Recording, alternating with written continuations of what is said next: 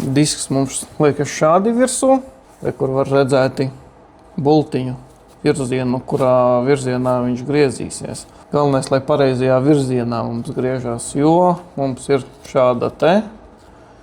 Un negribi, lai viņš pretēji griežas un gaiss iet tieši šajā vietā. Viņš pletīsies vaļā. Zephyr logo skatās uz tevis. Liekam šādi virsū viņu. Protams, no sākumā flanci, drošības flanci. Un liekam virsū šādi. Zephyr logo skatās uz mums. Tālāk jau nocentrējam. Ir superīgi nocentrēts. Superīgi griežas. Mēs nevaram pulēt ar šādu. Viņš nav tāds tā kā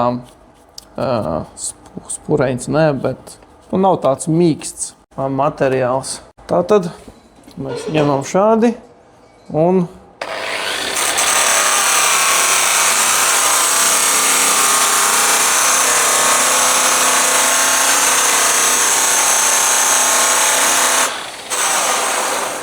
mēs uztaisam viņu šādu. Vai viņš ir tāds mīkstāks? Viņš tagad ir tāds foršs un mīksts. Noplēšam prostam šos liekos.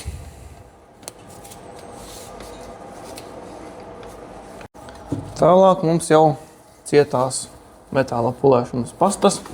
Taisam vaļā. Es parasti daru šādi.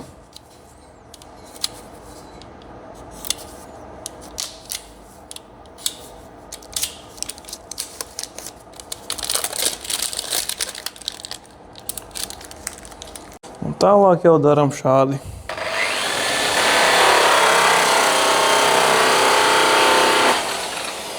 Pasta mums ir uzklāta virsū, un tālāk jau varēsim pulēt.